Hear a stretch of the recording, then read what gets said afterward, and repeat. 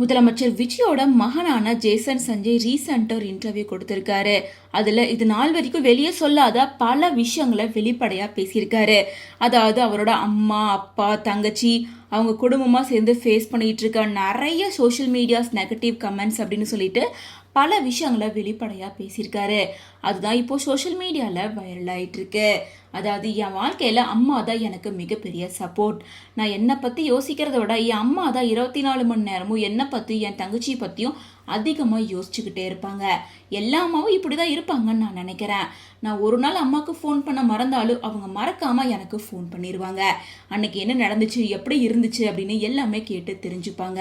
அதனால் எப்போவுமே என் அம்மா என் வாழ்க்கையில் ஒரு முக்கியமான பார்ட்டாக இருந்துகிட்டே தான் இருக்காங்க. என்னை பற்றி எப்போவுமே யோசிச்சுக்கிட்டும் என் மேலே அக்கறையோடு இருப்பாங்க. நான் தப்பாக எதுவும் பண்ணிடக்கூடாது அப்படின்னு ரொம்ப கவனமாக இருப்பாங்க.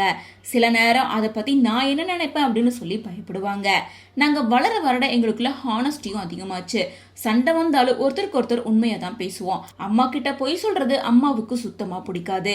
எல்லா விஷயத்தையும் அம்மா அப்பா கிட்ட நான் சொல்ல மாட்டேன். ஆனால் என் தங்கச்சி கிட்ட மட்டும் எல்லாத்தையும் சொல்லிடுவேன்.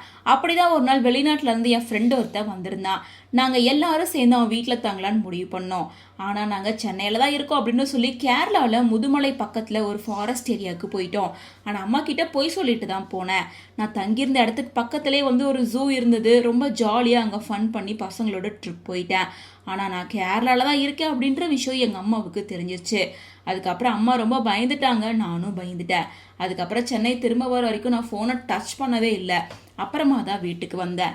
ஆனால் அங்கே ஒரு சுவாரஸ்யமான விஷயத்த நான் பார்த்தேன். ஒரு சிறுத்தை எங்கள் பக்கத்தில் 100 மீட்டர் தூரத்தில் தான் இருந்துச்சு. அதை பார்த்து அங்கேருந்து நாங்கள் எல்லாரும் பயந்து ஓடி போயிட்டோம். இந்த மாதிரி ஆபத்தான ட்ராவல் போகிறது அம்மா அப்பாவுக்கு சுத்தமாக பிடிக்காது. அவங்க 2 பேரும் ரொம்ப அப்செட் ஆயிடுவாங்க. ஆனால் எல்லாத்துக்கும் பயந்துக்கிட்டே இருந்தால் இயற்கையை ரசிக்க முடியாதுல்ல. அதனால் இப்படி சின்ன சின்ன விஷயம் நான் தொடர்ந்து பண்ணிகிட்டே தான் இருப்பேன்.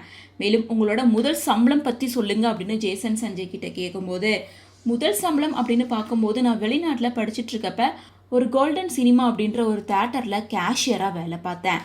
அங்கே ரொம்ப பழைய படங்களை மட்டும்தான் போடுவாங்க. சில நேரம் தேட்டருக்கு யாருமே வரமாட்டாங்க. அப்போ நான் மட்டும் உட்காந்து அந்த படத்தை பார்க்க ஆரம்பிச்சிருவேன். அங்கே வேலை பார்த்தது எனக்கு நல்ல எக்ஸ்பீரியன்ஸாக இருந்தது.